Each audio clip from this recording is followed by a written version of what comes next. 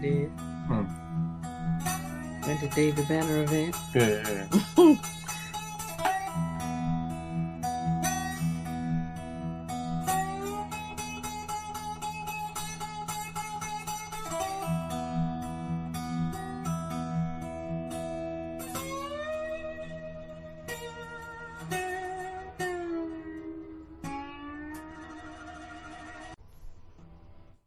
What's happening?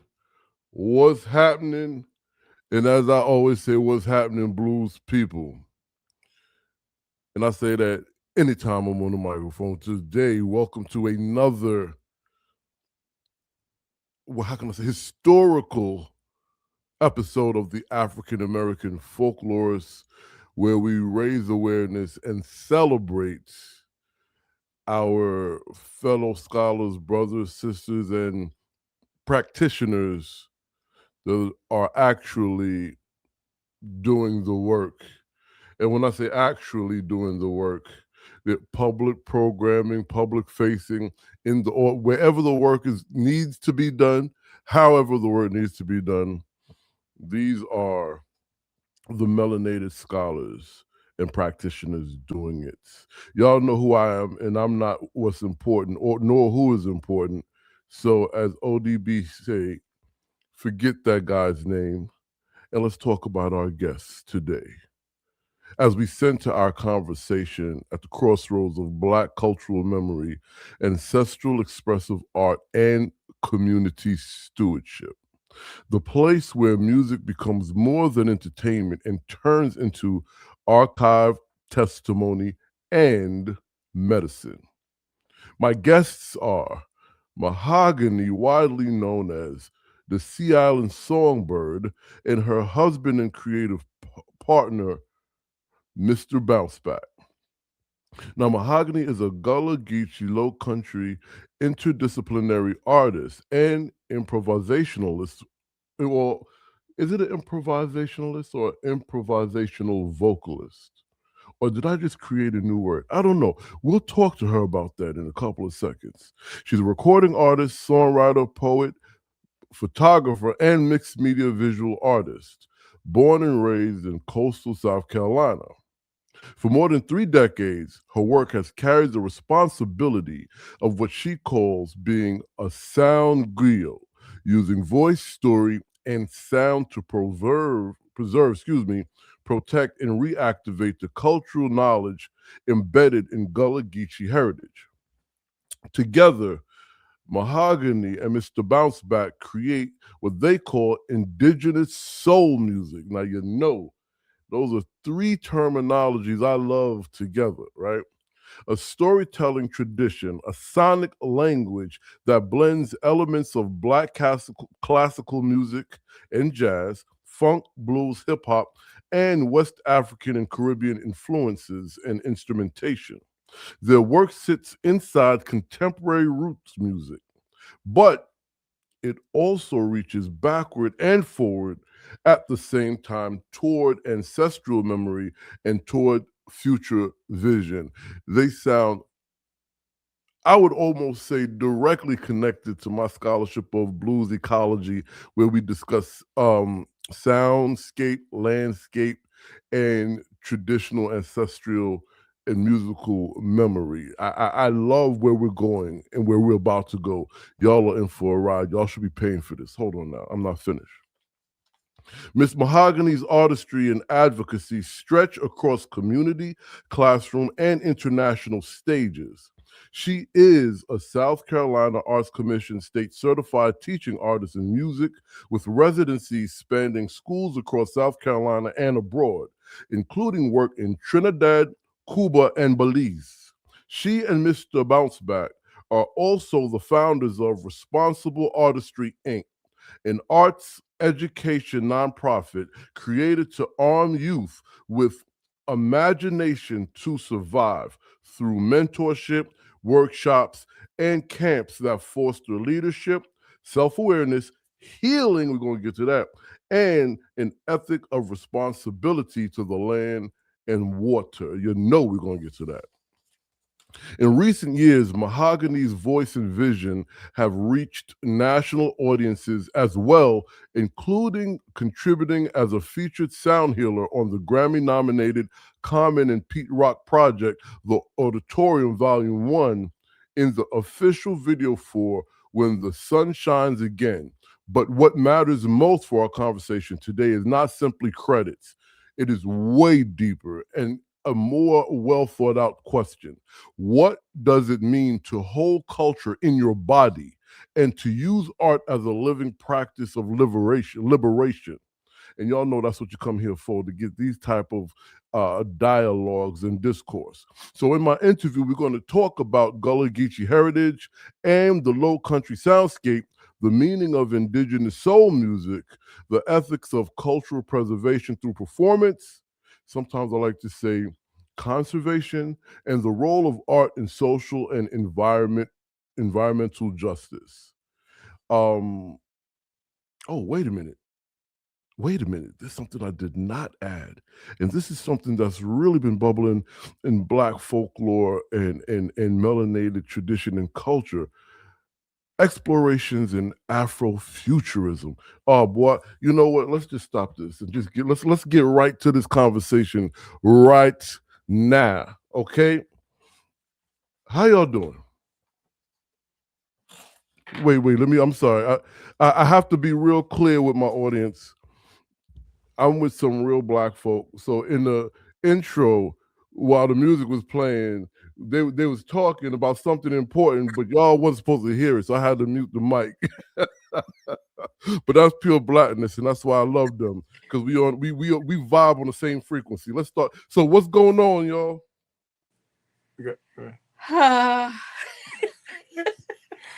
Listen, we are Blacktastic and excited to be alive in this time.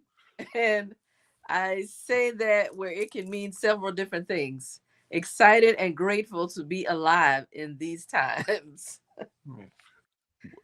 You know, so we could start right there. Excited to be alive in these times, because that in itself can be unpacked and quite loaded. Yeah. Keyword is these times, specific to there's something about these times that make what you're doing that much more significant. Am I in the ballpark there? Absolutely. Yeah. Absolutely. Yes. So let's unpack that. So go ahead. I'm sorry. Well, you know what? Healing and cultural positioning. Let's start there, because those are two, to me, very impactful words to your work that is conducive to what's happening in society as a whole right now. Talk to us about that. So, first of all, we're so grateful and thankful to be here and to share this platform with you. I always say this, it's a lot of things you get back in life, you know, but time you can't. So we appreciate you giving us this time, giving your time, your space to just jump in and share this platform with you, and as you do this. So I like to start with a story, because I'm a storyteller. I mean, that's part of what I do. So yesterday we was out and we ran across a elderly Indian woman, and she was like she was like from, to give you a understanding of her complexion and the way she looked, she was more like they call them, they're the Indians who live in the mountains. I can't. I see their name, but I can't get it out. But anyway, she walked up to us and she says, "I just want to thank you." And I said, "Thank you for what?" I'm speechless. But she says, "The joy that y'all bring, the positive energy that y'all, high energy. I mean, the high energy that you bring." She started tearing up on us. I'm like okay, like in that moment, that's when you realize that okay, the journey, the healing journey we're on is bigger than us. I had somebody tell me once before that stop trying to walk around a mountain, just walk through it. And you'll get where you got to go. Just walk through it, and then, you know, the space be made for you. I mean, or the goals you want to get will happen for you, but you know, stop trying to avoid the power of that. And so we embrace it. And I always say this: we don't chase the bag, we chase the purpose. Our purpose is, and we on 100 in our purpose. Does that make sense? We're fueled by the purpose that we do. And so when it comes to healing, healing is like a loaded question, so to speak. Mm-hmm. And what I mean by that is, and I saw with water, because water is, people don't even know how important water really is. Like water carries memories. Like people don't really realize that it carries memories. So water speaks to us in so many different ways that it's what's the word? I want to say it's unreal. Maybe it's clear, but it's not clear. Does that make sense? You know what I mean? So, and I'll share the story, and I'm gonna let wife jump in. So there's a map that shows that all the ships that came from Africa that came here, you know, with our ancestors on it, there is a clear map on showing you that direction, right? In the history of this country, right? Every hurricane that's ever happened followed the same path. So that means all the ancestors who jumped ship, right, or who didn't make it, or who did make it, that's how powerful the water is. I speak about water, but I'm using weather for a great example. That how the water kept that memory, and it just actually has, like, who knows how many hurricanes, whatever that went to that path, but it's enough to the point where it made history in that sense.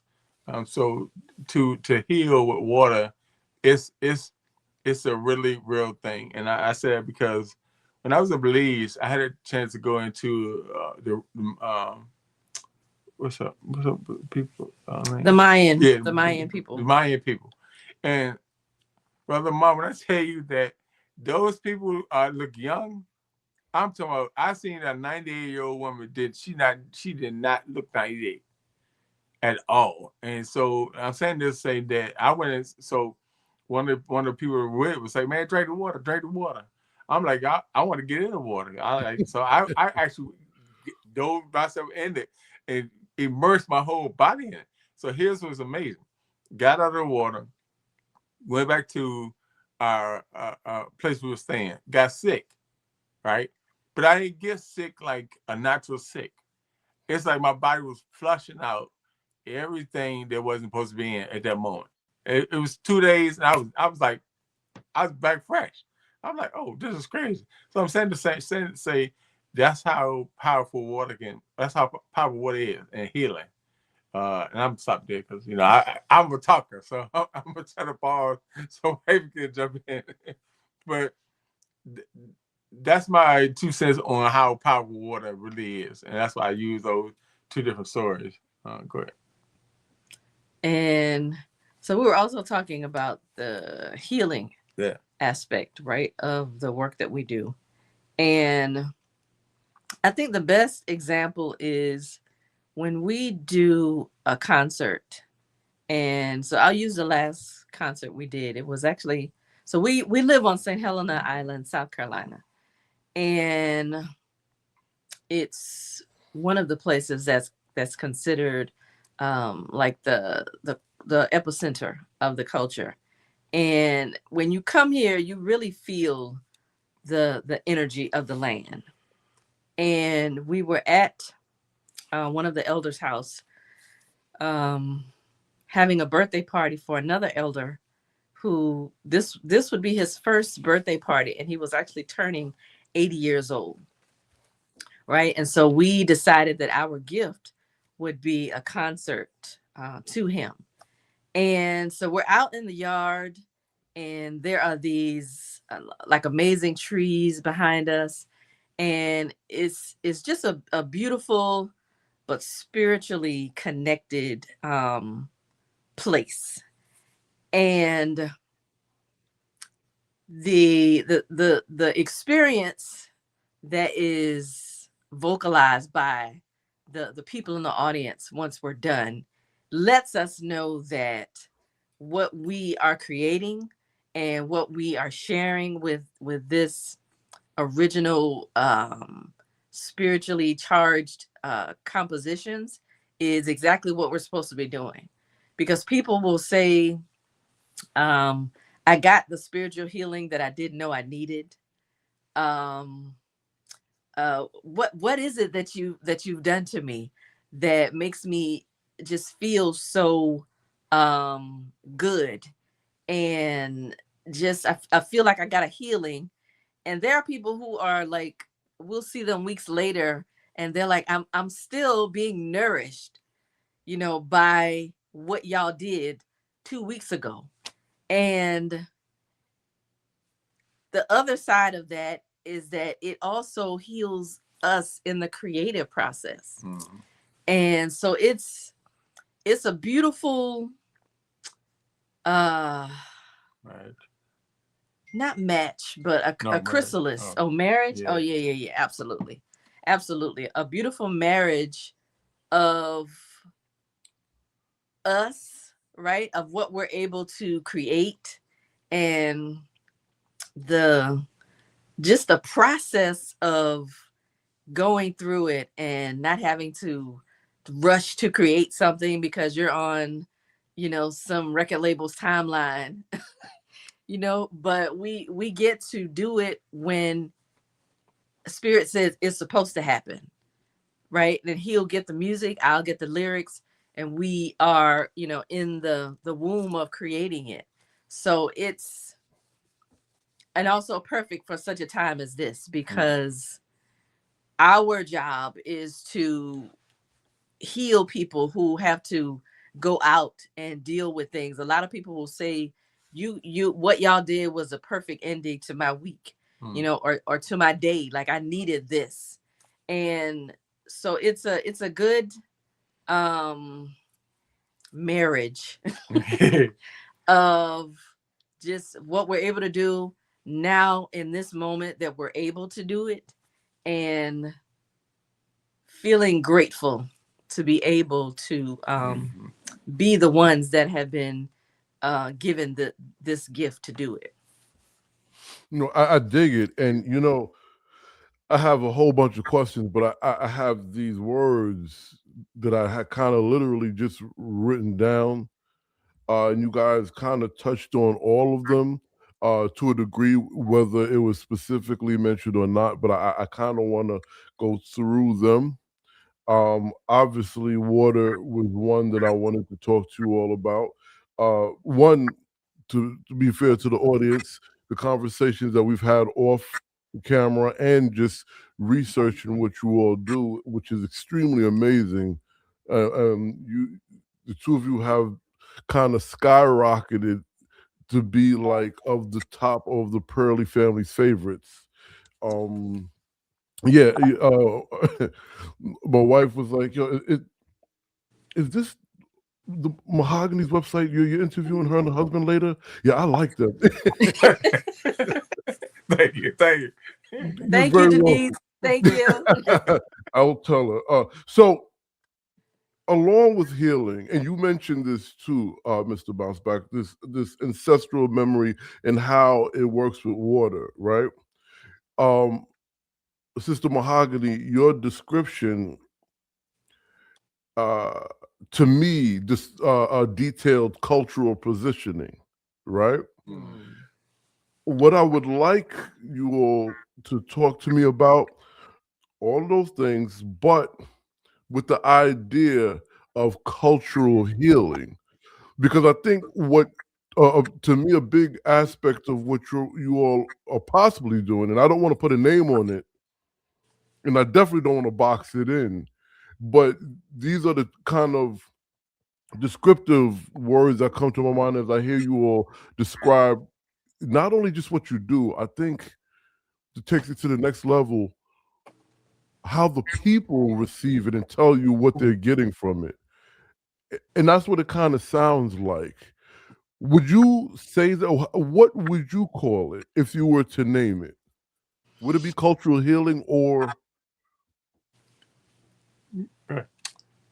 um I you know what? I mean, that's a good term. I can't really think of anything else right now. And I like that term. But it it actually, because our audience are really diverse, Right. a lot of times it's a universal healing. Yeah. And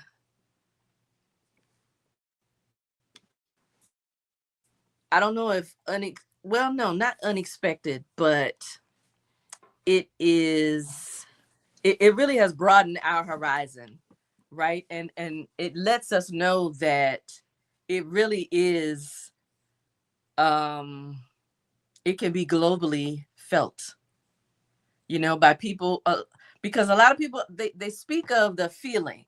You know how you can hear something in another language, you don't know what the words mean, but it makes you feel something. And sometimes it brings you to a point where you're even in tears. And that's what we've had people come up to us and share those kinds of stories. So it is cultural healing because we have been able to um, really tap into our heritage and our culture to create these, sonic healings. So I like cultural healing, but the fact that it goes globally and touches people of all walks of life is is again something that I am really, really grateful for. Hmm. So let me ask you, and I love it. Let me ask you, do you think that you all's work are diasporic because of being rooted in the low country where so much of the diaspora has been conserved and still practiced? Absolutely yes. Absolutely yes. And again, also what we brought from, like, my husband is from DC, so you're talking about go-go and everything that is infused in go-go, right? And so he brings that because he didn't grow up in this South. He grew up in the DC South. Which Because is the DC is South still of the Black. South, y'all. In case y'all don't want to own up to that, you're still the South. Okay. All right. I Thank you. love it. Listen, I'm glad you said that. So, so my granddad, he's the first person to say that to me. I ain't from the North South. He said, let me show you the real line. Let me show you where the real line starts. So he was like, DC, beginning of the South. Maryland is beginning of the North. Like he broke it down. Okay.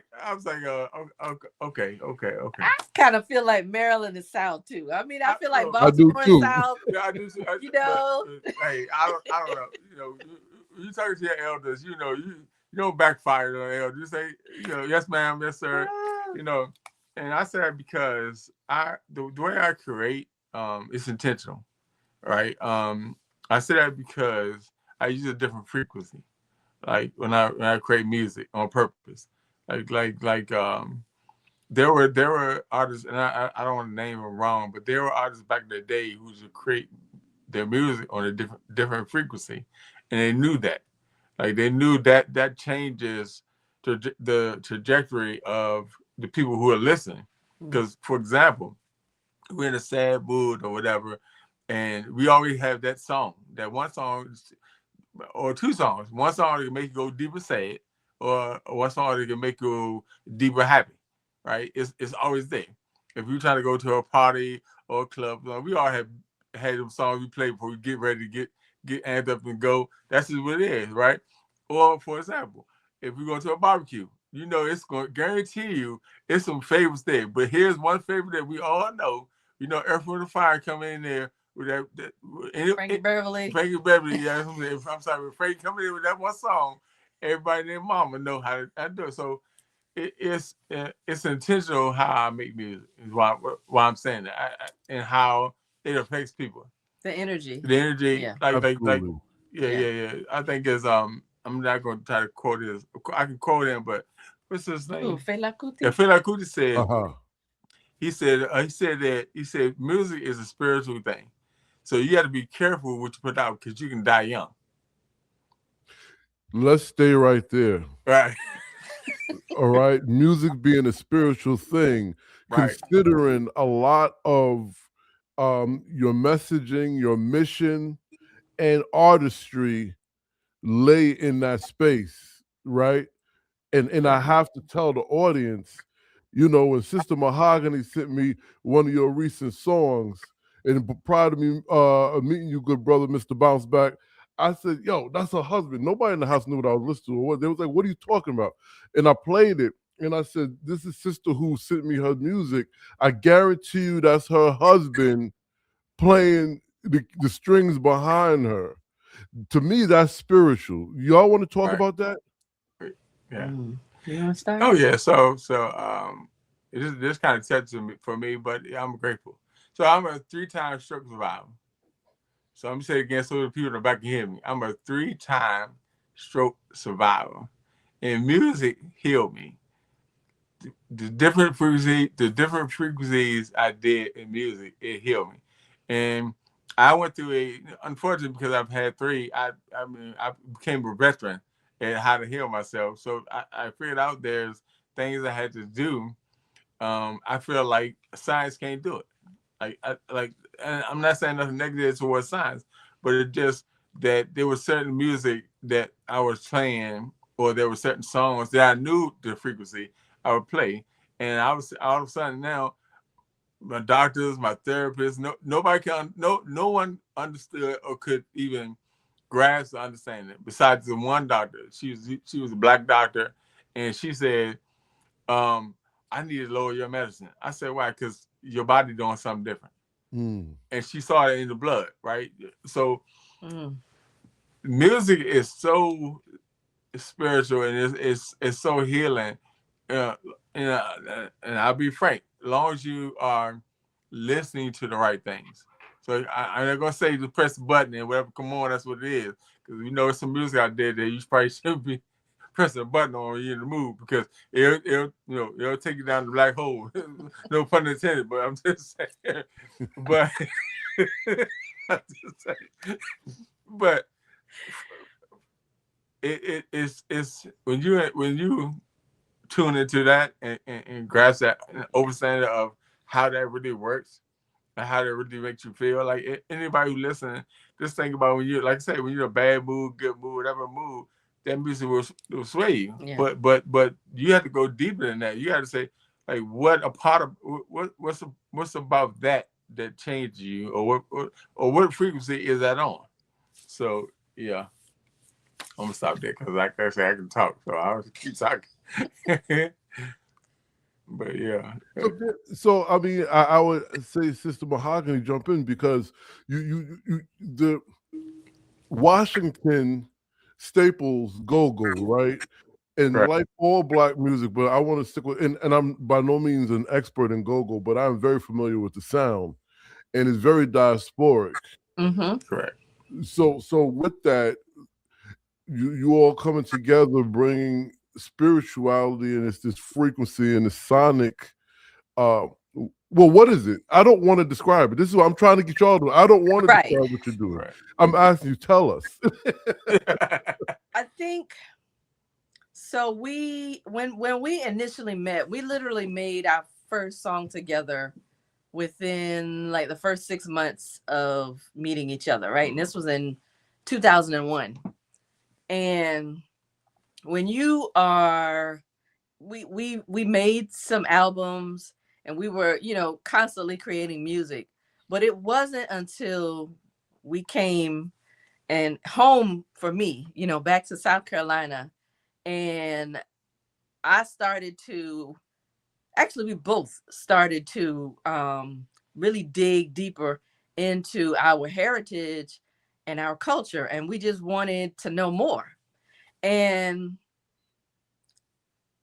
the first song, we have a song called Black Butterfly, and to me it was the beginning of creating that music that you're talking about. And it is something that's deeply felt, and it also started to come at in a very easy way, you know. And what I mean is, before it was technical, right? Like my husband would create some music, I would, you know, begin to sit down and write the lyrics out, and I'm, you know, I'm writing a line, I'm trying to create another line to rhyme, right? But not anything that was deeply rooted in what we know now is this spiritual music that we're creating. It was definitely from emotion. It was from our lived experiences. But coming here, and this island has it has a magical, spiritual, ethereal hold. And once it, well, first of all, once we realized that, and right, once we realized it and we acknowledged it, and so then in the midst, no, right before the pandemic is when that shift was happening. And then the pandemic hit, and it literally, the portal opened up, and we were just really immersed in it at that point, because we didn't have any distractions. We couldn't go anywhere. And that is also the time when we really started to go to the water and understand that feeling and that emotion and that healing thing that happens literally at the water, in the water, on the land with you. yeah. So Yeah, it was that time. It's another cut you off, Ben. It's so elders do this. Elders take their shoes off and walk on the land, right? And they're walking to the water. And so I had the elders say, you know, take your shoes off and just walk on the land, like graze the land, you know. And I was like, I ain't no horse. Why you want me to graze the land for? And you know, of course, I got popped in the head for saying it, because you know I was talking to an elder. I should have said that. And it was like, just walk on the land, walk on the land, and put your feet in the water. Go as deep as you want in the water, and just let the water do what it do to you. And what I found out was, you exert so much energy because that water is that powerful. Like I was swimming back and forth, not knowing that's an exercise. I'm freshly from a stroke, and I'm sitting there like, I'm in the water, like, you know, before I know it, I'm a little further out. Like I'm like, wait a minute, hold up, time out. This is not cool right here, you know. But then walking on the land, like they call it grounding yourself on land. It's different. So I said, I said, okay, well, this music, and like me and wife was talking about, and I don't know how this name came up, but she was like, it's indigenous soul music. Like it's like, for those who eat gumbo, it's a pot of gumbo. You just don't know what's in it. All you know it is it's good. And you're gonna lick your fingers, and you're gonna take a biscuit, and you're gonna sop that bowl up, because that's what it do to you. And so that's what we gear ourselves to be this way when it comes to doing our music, is being intentional how we do this in this way. So, you know, we don't do it. It's not created in, I would say, the norm of Traditional, or right? The traditional, right? traditional way, yeah. So I had a teacher who used to always tell me, just color out the lines if you feel like it. I was like, well, I want to color out the lines, but why I want to color just on this inside the lines, but the rest of the paper needs to be colored. And she said, well, do what you do. So that's how I feel when it comes to music. There's no rules to it. We make rules to it, but there's none. Like you can do whatever your mind says, or whatever you feel, or whatever, it can be done. Like so that's how I color. I color outside lines because doing this music, and it works for us. It definitely works for us, and we've had some opportunities where people just express to us how it makes them feel. or how like we had one lady, she cried the whole time to concert. I was like, is that bad? She said, no, I just need this, and she was holding, and she said it was holding her phone, but she was crying. So then she goes in the bathroom to you know how people do the like talk about stuff. She in the bathroom holding the phone crying, and so she shows us. I'm like, well, like that's bad publicity. Isn't it? She's like, no, it was great because I needed that, right? So, and then we had another young lady. She's a very high end poet. I forget what they call them. Oh, a poet A laureate. poet laureate. And she came to us and just grabbed her heart. It was like, I don't know what y'all did to me, but I'm just she was speechless. And we saw a person who's a wordsmith, and she was sitting there like, it just it just is. And you know, so I said to say that it's beautiful that we are doing this work the way we're doing it. It's amazing. That's I mean, to be honest. Yeah. And I'll add to that because I'm gonna go back to, because when you were talking about coming back to this sacred land, and what it also helps me understand is that when you lean into within, as opposed to looking for something outside of yourself, when it comes to, you know, purpose-led work. And once we and I'm gonna say me personally, once I personally decided to search more for who I was, and, you know, really wanting to love myself more and appreciate myself more, and appreciate where I come from, but also wanting to know more outside of South Carolina, right? And the gift of understanding yourself, or beginning to understand yourself, and leaning um to the gifts that is within, and that thing that we all have, right? Everybody's is different, but that thing that we have, and we both just lean heavily into those gifts that are within, and then we allow them to come out.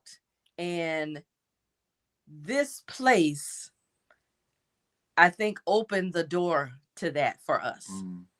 We were always creating, right? We were always artists before we got here, but it was is something here is what cracked open the spirituality of the work that we were already doing. And it also is powerful. It makes you, and I'm talking about when you lean into yourself and begin to know yourself, it allows you to walk in a room and stand as 10,000, because you're now tapping into that ancestral realm, and it's not just you. There's a power that comes with that.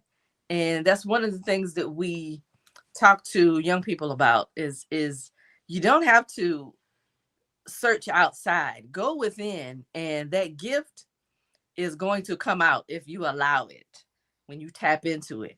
And again, coming here, it really opened me up to myself. If y'all catching what I'm putting down. we're Picking up catching what I'm it. putting down. Yeah. Yeah, no, we're catching it because there's it's almost, to put it in a humorous way, it's like Bruce Leroy, Timok, right? When in what was the name of that film? With Bruce Leroy, and it was what he was looking for externally was always within. Right. Yeah. Right. Yeah. That part. But I think it's a little deeper what we're talking about than that film, because what you have, the home is within, but also the home is really a physical space. You went to your Jerusalem. Yeah, sure, but You know, so wow, you know, this is so deep because with the water, with the ancestral memory, with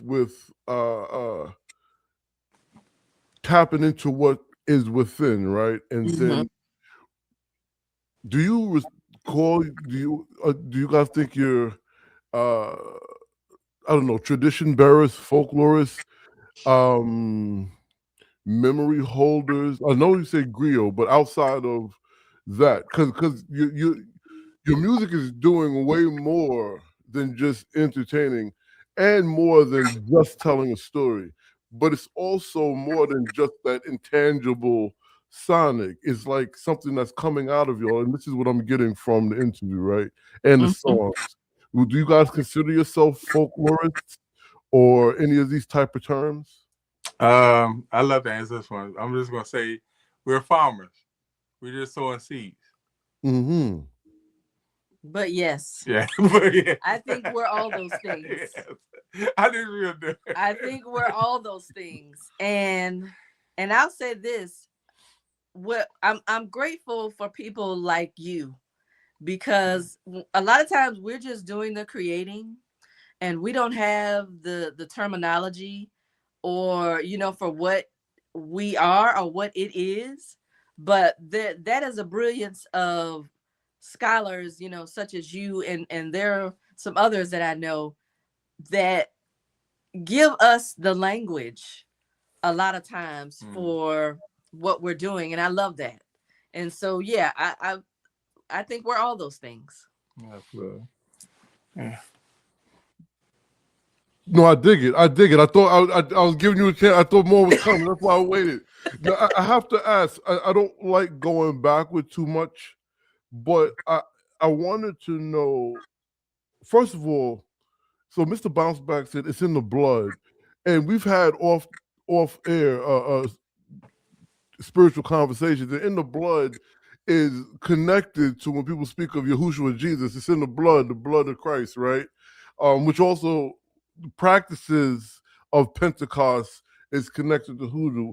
And I thought that was very, but when and what made y'all realize? So you said it was like around a pandemic and you had time to dive in, but you also said, Sister Mahogany, something just at that time is kind of what ignited y'all to look inward and reconnect to become more intentional. Do you mind sharing, if you remember, what actually, what was it that woke y'all up to this? So good question. Best way for me to answer it: the United States was still and quiet, so we can hear a lot more. When the pandemic happened, that was the first time that it was quiet and you can hear. Like nature is music. If people really listen, it's always vibrations. So when it was so quiet, nature was loud, but not loud like overbearing, but loud where now you should be able to appreciate this because you were making all this noise where you couldn't hear this. So for me, once it unfortunately this situation happened when COVID started and people had to sit down and stop, that's when I heard nature the loudest for me. I heard the loudest, and that's when my brother, when I tell you that I was making probably like 10 to 15 tracks a day. I mean, full composed tracks a day. And I was trying to stop it. I couldn't stop because it kept coming. So I would go outside, just to give you an example. I had a routine. And she always called me the animal whisperer. So I go out, so we stay in a rural area. So I went outside, sat by the fire. I'm sitting there, and all of a sudden the deer just comes up, rolls up on me, and don't touch me. I don't touch it. It just looks at me. I look at it. The deer looking at me like, "Bruh, you're in my space. Can you move so I can sit right there?" Like that's how I took that. But the amazing part was the deer didn't move. It just stayed there and ate the grass. Would look up if I make a move and look up. It didn't run. It didn't do nothing. But I learned that when they feel peace in you, they don't feel threatened. Well, actually, they're not threatened. because they can feel that.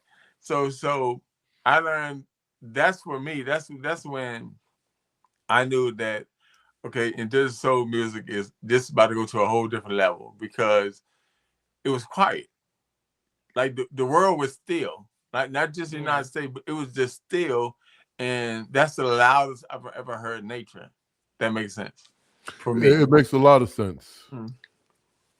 So I'm gonna back up a little bit because before, so the album, Textures of a Southern Soul, we had been working on we had the title for a while, right? And so we had been doing some music, but nothing sticked, right? And then during the pandemic is when the majority of the music for Textures of a Southern Soul, Gullah Geechee Soul came, and then we actually released it. We recorded in 2020 and early 2021, and then released it in late 2021. But we had there were some songs created before the pandemic that were leading us into that space. We were there. And like we have a song called 1619 that happened before the pandemic. We have Collard Green Crown that happened before the pandemic. Grandma's Listening happened before the pandemic. And so it had started. And I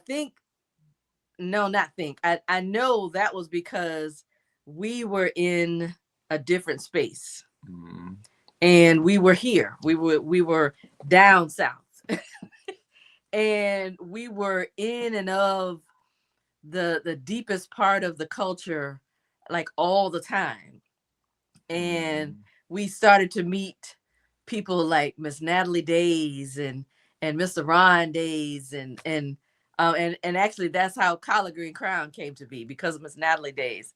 And so when you're able to be in the thick of the culture, and then you're meeting these culture bearers, that started Gullah Gullah Island, right? The TV show, and Mr. Green, from the Gullah Grub restaurant, Mr. Bill Green. So these people became our family. And so of course I feel like that and we're able to get the essence of talking with them, right? And eating and breaking bread with them. And so the music started to come out of that. Then when the pandemic happened is when it really So not because I'm sorry. So we have been working on this album probably 3.5 years prior to it being complete. And I know I'm not. So I've learned that I don't make music every day unless it hits me. I at one point I was making music every day. I was just making music, and it wasn't like making, to me, in my opinion. I'm saying about my own music. It was cool, but it wasn't great. Right? It wasn't where I wanted to be at. And then so when the pandemic happened, I was like, okay. So then on top of that, I got to be around these elders. And it was telling stories. And so I was like, oh, I'm about to go. It's saying that in the music terms, I'm about to go cook up. I said, I'm about to put something together. And so when you sit down with elders who take pride in their heritage, take pride in what they do, and they just sharing stories with you. And I can always say they don't bend, they don't break, and they don't borrow on none of that. They just tell you what it is. And then you have opportunity to talk to multiple elders. So that means, to me, that gave me a greater appreciation for, okay, I got to do this like this. And then so once it was done and completed, we took the CD to one of the elders, and they just like, the joy on their face was like priceless, versus speeding up to the song we just released. And for the elder to say that, okay, I'm trying to paraphrase it. They were saying, like, I see the growth, I see the intention, and I can feel what you're doing with it. Like this this is something spectacular. And then so the other elder was like, I've been to many concerts, big major concerts, and y'all did this in the backyard, and I felt like I was somewhere else. Y'all took me somewhere else when it came, doing this music. So it's great to appreciate to be able to sit down with elders and they give you, because elders, they are cut. They are cut all the way. Listen, if you suck it, they're not gonna say nothing. Brace for They're it. not gonna say nothing. Right. Or they're gonna say the truth. Right. Yeah. So you're seeing anything, you're in trouble. So, you're in the wrong place. Right. Absolutely. I think he's I call him my big cousin, but he was my dad's first cousin. And I remember the first time me and my brother played him one of our cuts, and he said, "I've heard worse." I can concur with that. My mentor, I played something for him. He said, "Oh, that's cute." I'm like, wait a minute. You put your yeah, great. No, I'm sorry. You said something I want to talk. You recorded this album outside, or you did an outside concert? So we did. We did an outside concert, but some of the stuff we did in the album, not this one, but the one before, we recorded some of the stuff outside. Like for example, on Texas episode, what is it called? The what's the affirmation one? Songbird affirmation. So songbird affirmation those are real birds, like singing, and we were walking into the studio and she recorded them. I'm like, oh, that's cool. Here's how amazing how when you align, it's so now I've already made this track, but she says I want to add that into it. I'm like, they ain't gonna. Okay, but all right, I go drop it in and play it. While the song, while the birds are going along with the melody of the song itself, it was brother. Listen, I was like, wait a minute, because he said you did that. I said no, I dropped it in, and it's like they knew. Yeah, it's like boom. So because we be knowing. Well, yeah. Really that simple. True. I like that. I want to. That almost like a Was it your outside? Do you consider the outside recording like a field recording or just the vibe? Well, if I'm creating, well, it depends on what I'm creating. To be honest, so if I'm looking for a certain vibration, if I'm looking for a certain sound, I'm gonna sit outside and I'm gonna record that sound, or I'm gonna record outside, because outside gives you a whole different element. If people who record outside will know. So I don't look for that. Okay, I'm gonna be over here. If it calls me to be outside and do it and catch whatever that is, that's how I do it. I mean, so I don't have a specific way I do it. It's just a feeling. If I feel something like this, that's it. And for example, if I'm recording something in the house or in the studio, I always got my headphones on, because this one, she likes let's say she likes to borrow. We'll use the word borrow. Yeah. So I'm totally clear what's going on here. Right. Oh, you picked up what he put down? Right. Listen, quick story. No, don't you tell that story. Listen. I had this song for another artist. I'm talking. This song was on. It was there. Oh, that story. Yeah. Oh, okay. And she says, no shade, but she says, "Who that for?" I said, "That's you." So who getting that? like, wait a minute, time out. Then I already paid for the song. I'm about to give her the song, and she about to put a red, she about to put a red stamp on. Like, no. They go in the clearance section. Like, no, they're leaving. But it's a story I'm not gonna tell, because no, don't you tell that story. It's funny. So we can keep it PG and safe.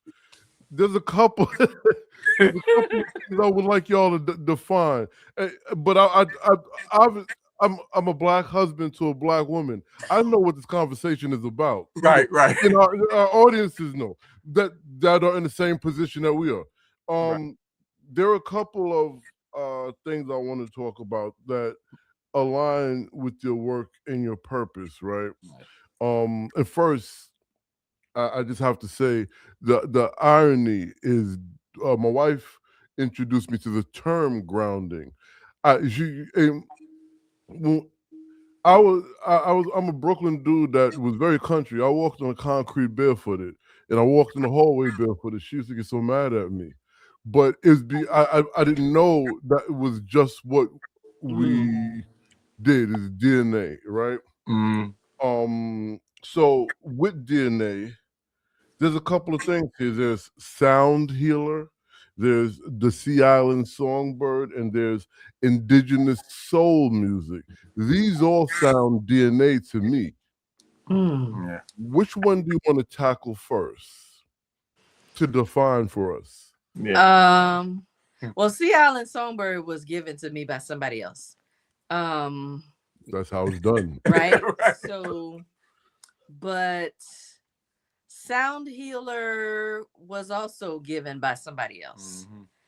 And indigenous soul music, I felt that that's what we were doing because, you know, once we started to learn more about our own history and our own ancestry, the indigenous part, you know, really started to play heavily in our lives. And soul is just what we have. And I'm not even talking about the soul that everybody has, right? The soul within who we are as Black people. It just felt right saying indigenous soul music. That's so yeah. So, well, no, now I have to ask this, right? Okay. Because, and to give you a quick contextual why I want to give you this, because I could tell a story too. I don't want to get into a long story. I want you guys to answer this. You know, I use African. I kind of interchangeably use African American, Black American, indigenous, right? And indigenous, sometimes Afro indigenous, truly and literally meaning brown and dark brown melanated people that are Iroquois, that are Choctaw, that are Choctaw, that came from nowhere else, right? But then there are, and that's by default African American. But then there are Africans that are American, right? And then Right. there's everything in the middle, our diaspora, right? Right. So I set it up that way because these are the people that I try to serve because I find myself in this space, as do I know you two do as well, right? Right. Who and where are we indigenous to when we talk about indigenous soul music? Is it the diaspora? Is it the Americas? Is it particularly because you're in a very interesting space, right? Because in the Lowcountry, you have Seminoles that we know are Black. Yes. Right. But then we have our African brothers and sisters that were trapped here. So you're in a very interesting space to use the term indigenous, right? Yeah. Okay, go ahead, please. And it's all of the above.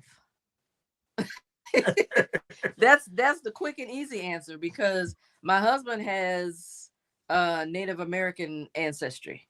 Or do we even want to say Native American? So I don't say Native American. I'm just gonna tell you like that. I mean, I got to be real with it because I found out where my mom's from, and so her heritage is from Turtle Island.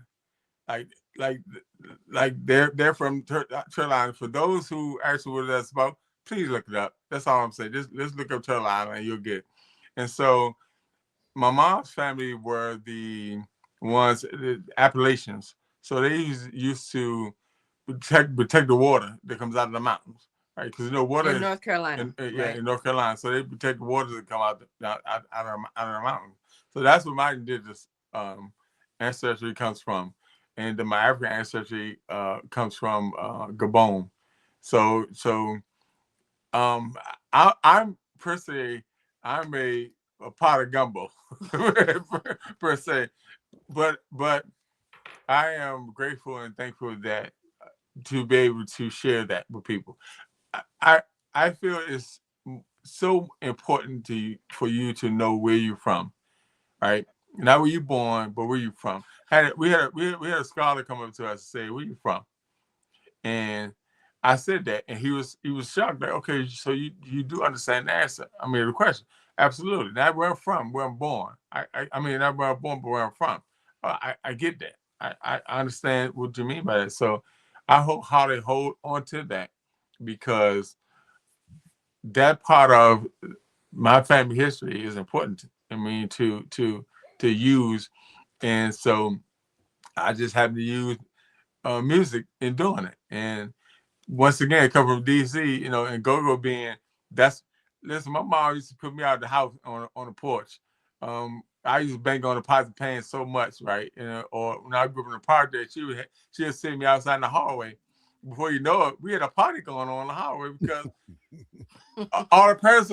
Listen, if you like He living, from New York. He so understand. you understand I the do. hallways. It is people don't realize like each place, I mean, each apartment in the project was solid. If that makes sense, right? So in the hallways, you're not even disturbing people. You really just doing what you do, unless it gets super loud. So imagine us in the hallway with buckets and cans, and and whatever you can find, like spoons or whatever, and making all that noise. But it was fun to us. Or I take it a little further. We go down in the basement, where the little heater things at, and be playing on them. So just to tell you how deep that historical history goes. Oh my, yeah, that's my word. She always does. Just hey, listen. Listen, I laugh because he says my historical history. Right. But anyway, Right. listen. we always making up our own words and terminology. So whatever. Yeah, exactly. Well, hey, look, we had 400 years learning theirs. They can learn ours. Exactly. Right. I learned a long Make up a time word ago. right now. Tell them what it is. Right. Listen, I learned a long time ago. The reason why I can't spell that good because I spell it the way I hear it. Yeah, me too. Yeah. So I know what that. Yeah. I spoke phonetically too. So wait, before I forget, because I truly enjoy talking to you. We could just end up laughing the whole time. Right. But some of the stuff I want to get out. All right. Yeah. Responsible Artistry Inc. Talk to us about that, particularly because this idea, and we're developing something on our side of things that again, something else that an audience members, we've been following each other, but we recently just really started talking. But if you were to look at our trajectory, it's almost as we've been on a wavelength for a minute, right? And this idea of ethics in the work, and then the responsible artistry. I don't want to go into it. I want y'all to go into it because that's very important, because the artistry represents the people and we're used to extraction. Mm-hmm. So please talk to us about the name, why you named it that way, and then what the mission is. What are y'all doing? So it started because when we were living in DC, we started to realize that we wanted to be intentional about, as a performing artist, what types of festivals I wanted to associate myself with. Mm-hmm. And so I remember we were working with is it called Greenpeace or Green? It was Green something. I can't remember the name of the festival, but that was one of the first ones. And then we just started to look for things that were dealing with cleaning up the water, and it became really more like a lifestyle before we actually, and this was 2006 when it was established as, okay, responsible artistry is what we're doing. because we want to align ourselves with people, places, things, organizations that are doing positive things, not just in the community, but really out in the world globally. And so that's how it started. And then we started to work doing community things. His cousin is also from DC, and she had an organization called Harriet's Girls. We started working with the girls and doing outreach in the community in DC. And then when we really said, okay, we need to make this a 501c3, because by that time we were both um with the South Carolina Arts Commission. We're on their roster as teaching artists. And so now we're able to, because the state only, they have to pull from the South Carolina Arts Commission roster to do an artist residency in the state, in any school. And so now we're taking this into schools and working with young people in our local community. Then we started doing things internationally with like some of the students in was it Belize or Cuba? Yeah, Belize. Believe. Yeah, in Belize. And so it's like I said, it started from just something we wanted to align ourselves with. Then it became a lifestyle. And then we realized, okay, this is actually more than just a movement. This is something we need to take serious and make it a 501c3. So And yes. I'm sorry. Well, because what I really appreciate, this organization is not you all saying, "Hey, let me teach you how to treat people." This is you all saying, "Hey, let us be responsible," and then it just becomes a lead by example. Right. So I need, that's what we call in the academy. Well, I guess I'm in the academy. I don't like to say we, as in I'm part, but that's what's called in the academy applied, right? Yes. Yeah. It could be applied folklore, a folklorist, applied ethnomusicologist, just applied artistry, if you will. And with that applied, there's something I believe you all coined, imagination as liberation. Yes. Could you talk to us how they play together? And I feel an alignment with the Black arts movement. Imagination as liberation. When you think about how free our children are, because of their imagination, they see the world in such a pure way, right? When they're children, it's only when we begin to grow up do other people put their parameters on what our views should be, and what our and then they start to um darken their imagination. And so what I realized was that a lot of what we're doing is we're pulling from our imagination. And in the music that we're doing, it's, yes, it's spiritual, but we're also imagining, what could that be like? What was that like? And there's a book called Black World by Dr. Bertice Berry. Mm-hmm. And it is it's imagination, it's truth, it's history, it's folklore. But the one thing all of those are is powerful.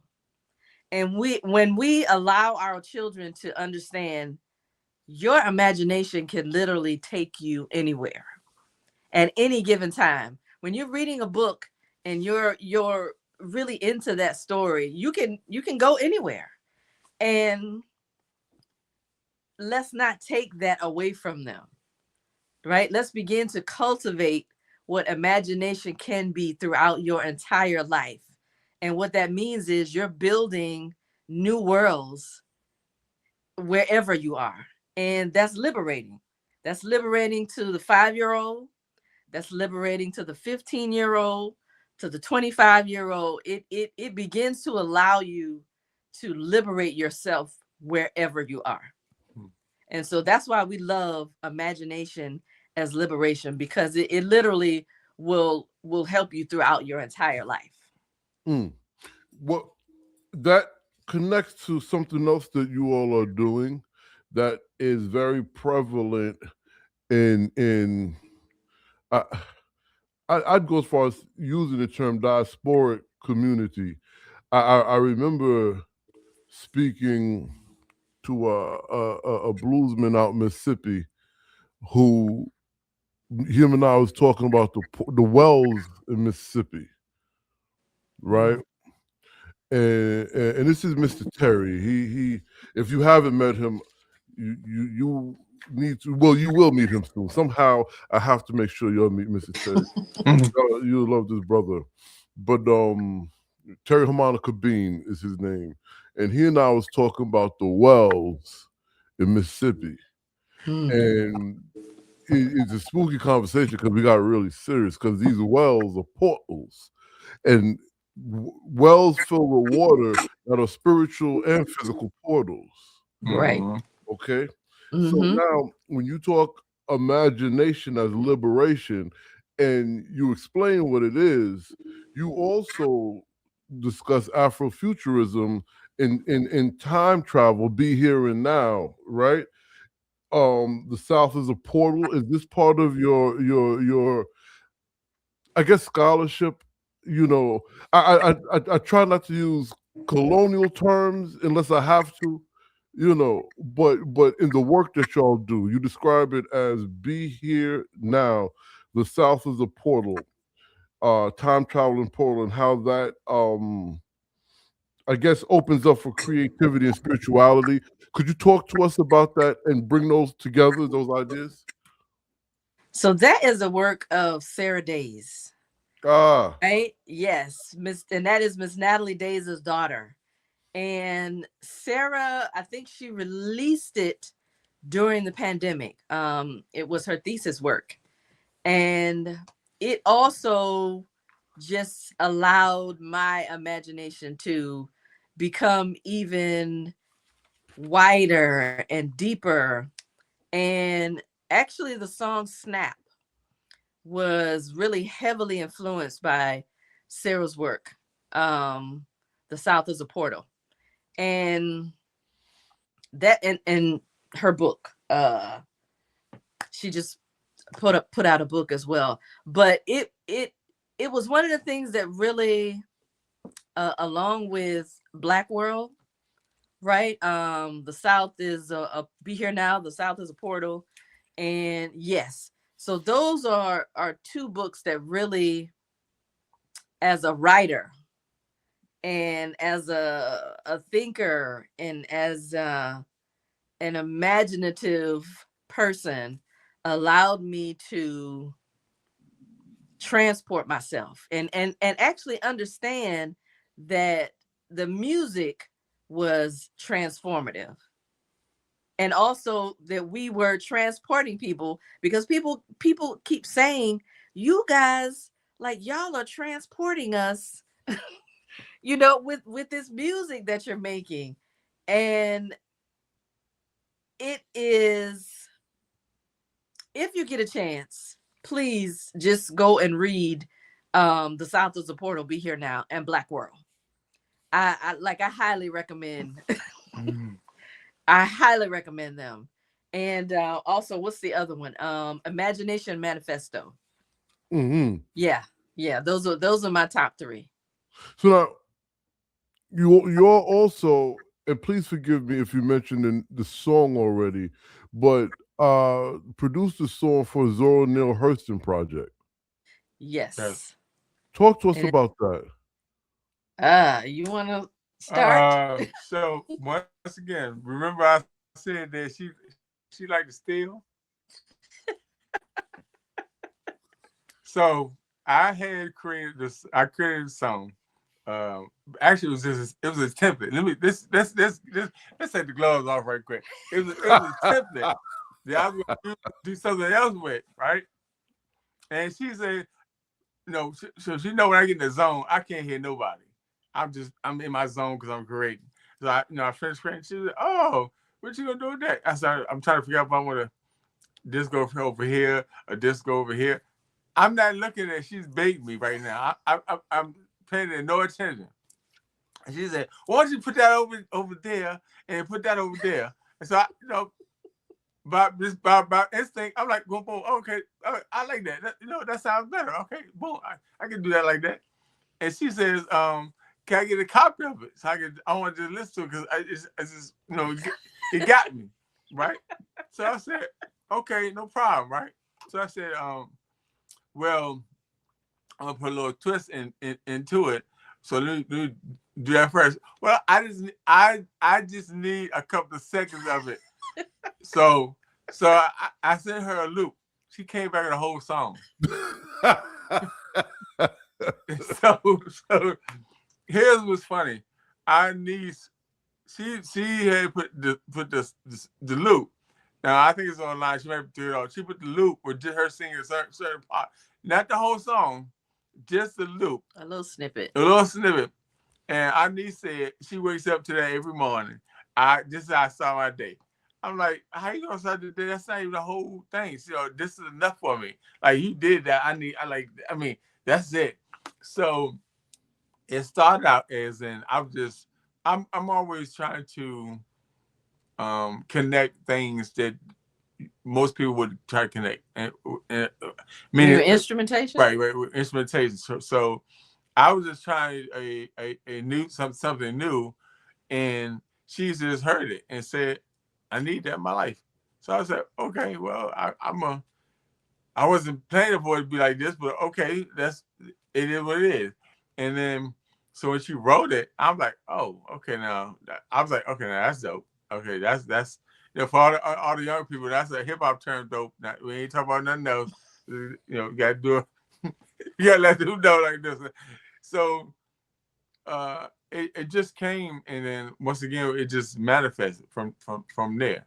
I mean, I just believe I'm grateful that we can do what we do and do it the way we do it, and doing that Zora rehearsing and going to a place where it celebrated her and where she stepped grounds on from, like she stepped grounds down here and in New York, right? So and probably far in between as well. But to go to the campus where she was at was priceless, right? And then to watch people hear the song. So those who know her knew heard the song and they immediately got it. Other ones said, "Oh man, that's some dope lyrics." But if you are a Zara a fan, then you're gonna say, "Oh, now that was creative, how that was done." So, I mean, it started out as a as a borrow, but it ended up as a beautiful a beautiful uh, um, celebration, contribution, celebration to my word again, historian, historian. So what historical history, right? What inspired you to write those lyrics about Mama Zora? So I met Ray Chesney, right? And Ray was at the time working with the Zora Neale Hurston Trust through IG.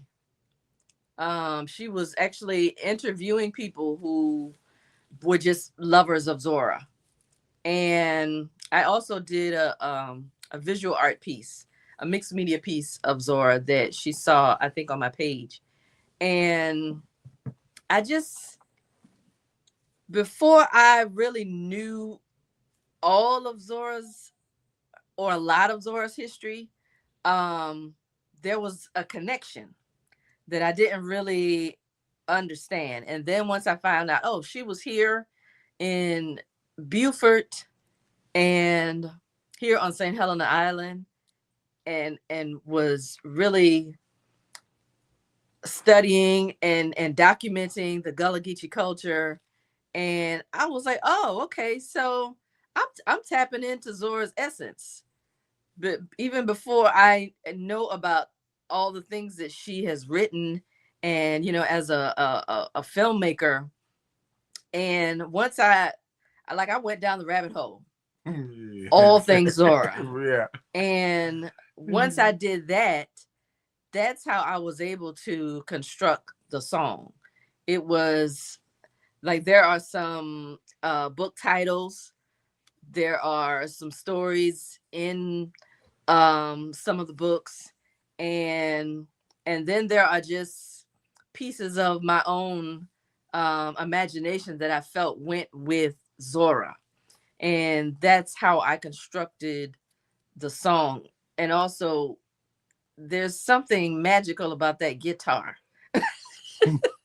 right? The way he constructed it in the track. And my cousin messaged me and was like, you and the guitar, like y'all are having a conversation with each other. And so it's that marriage, the connection that my husband and I have, and the connection that we are able to blend in, in the sound wave world. And it's actually one of my favorite songs. Like I love listening to it. I really do. Well, okay, so now we're about to close at least this phase of our interviewing.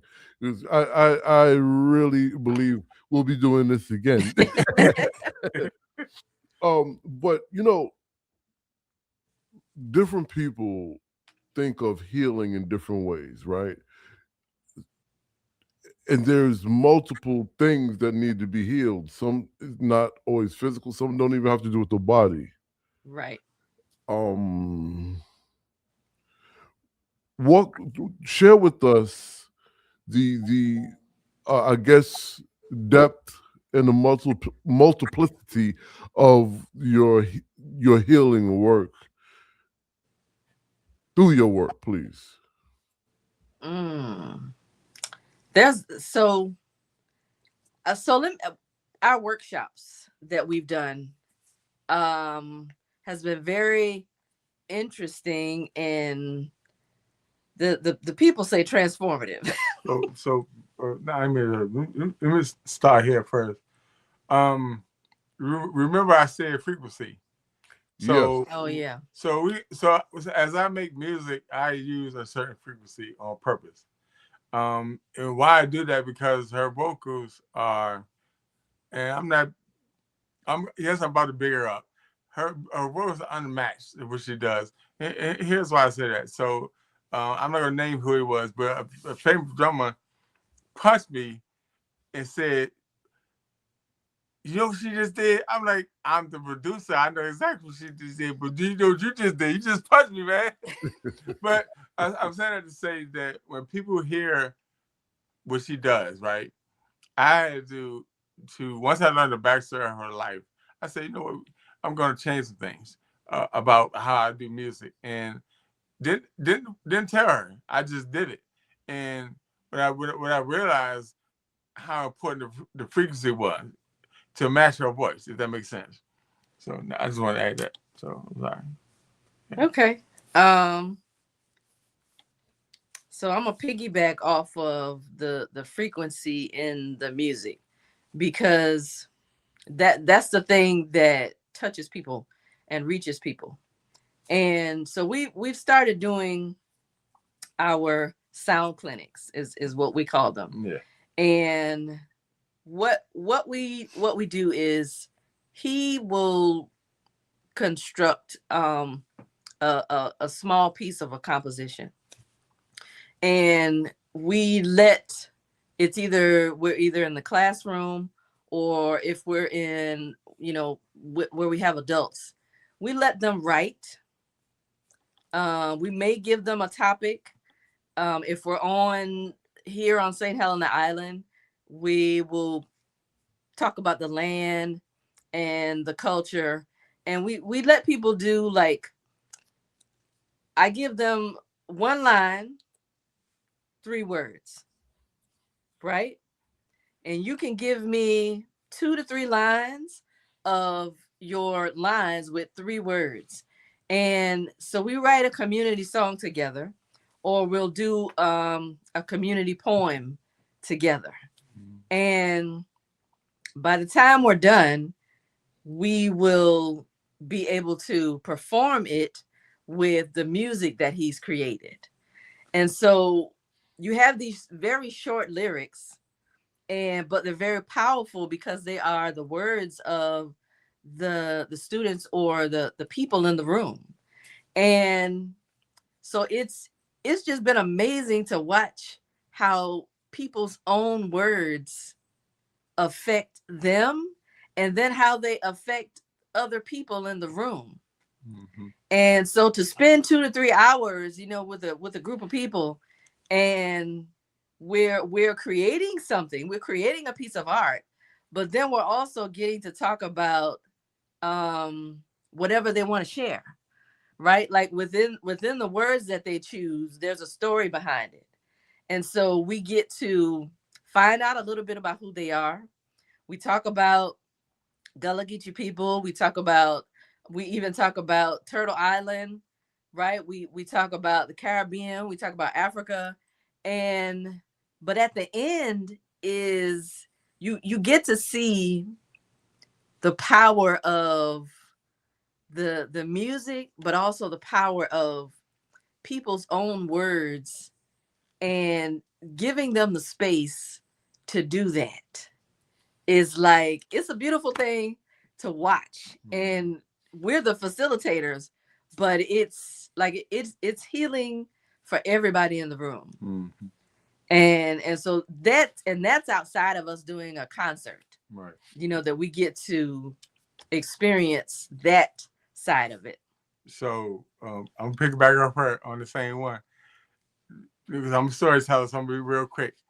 So we have done workshops. Every time we have done a workshop, somebody always got their hand, their arms folded, mean mugging, because they mad about something. But at the end of the workshop, them jokers be in tears, they be joyful, because once again, as we do these things, we don't know what's walking into the room or into the space, but we know what we know how we want you to walk out of the space. Does that make sense? It absolutely does.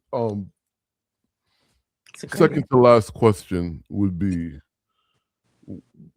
the Mahoganee experience. Just talk to us. I'm open-ended. Go ahead. Start where you want.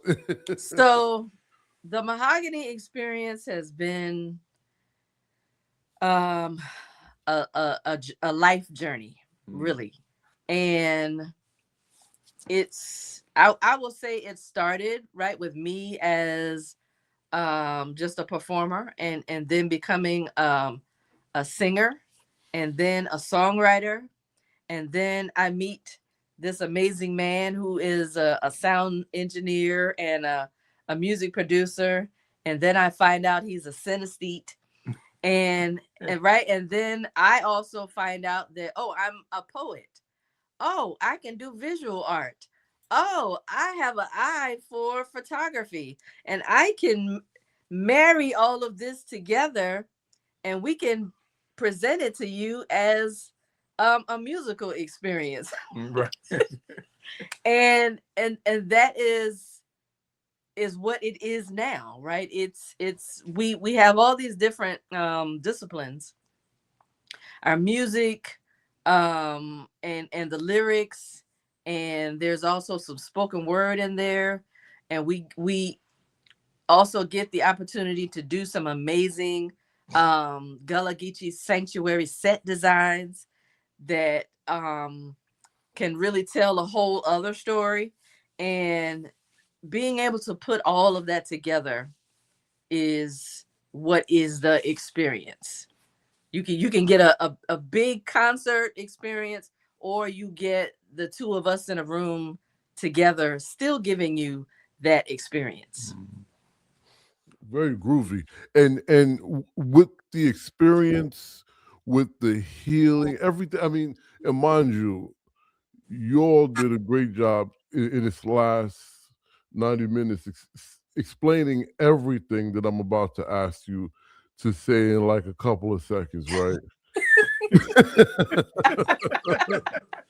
What is it that you want your audience to, because what and I have to say this, and I'm not leading y'all. What I really love, not many people focus on how the audience comes up and tells them how they received it or what it's done for them.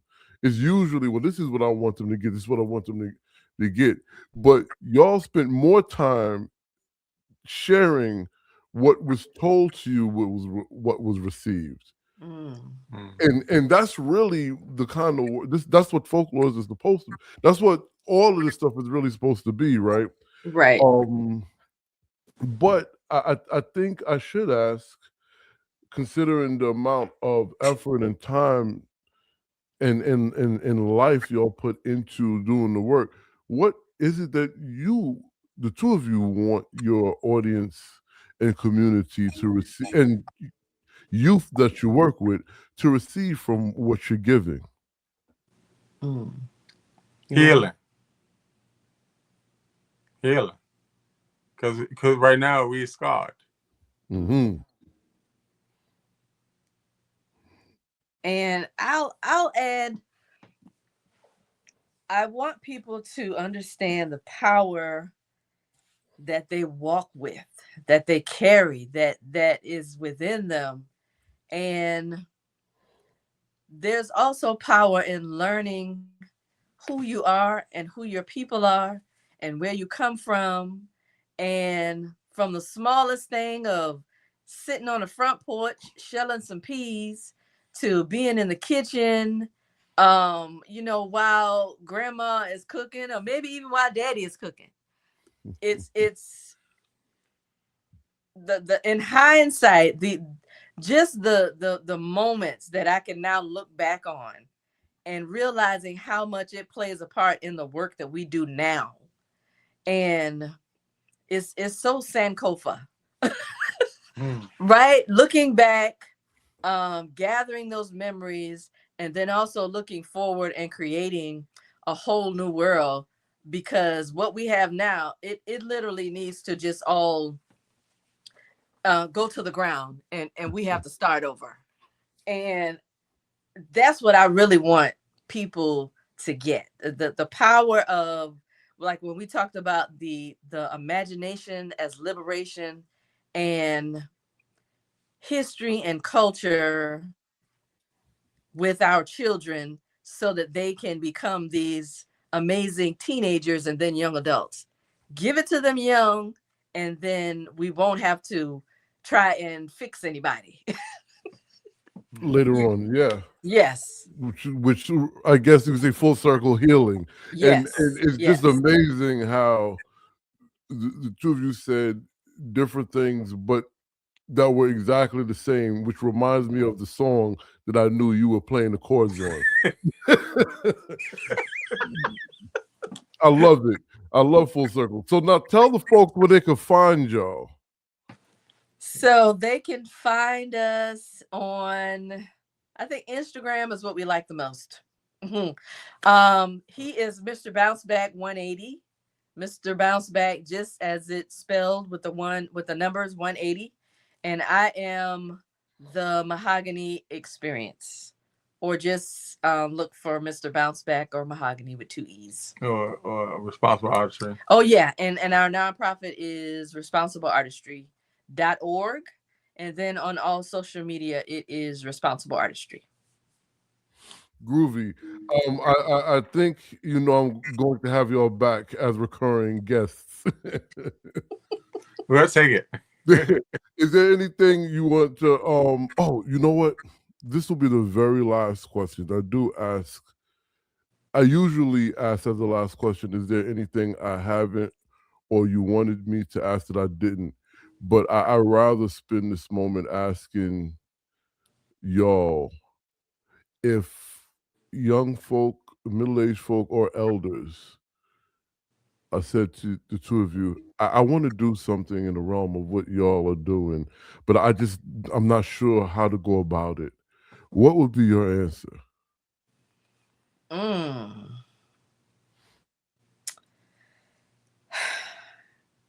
I'm gonna say Sankofa again. Start talking to, if you are young, start talking to your elders. If you are an elder, start sharing with some young people.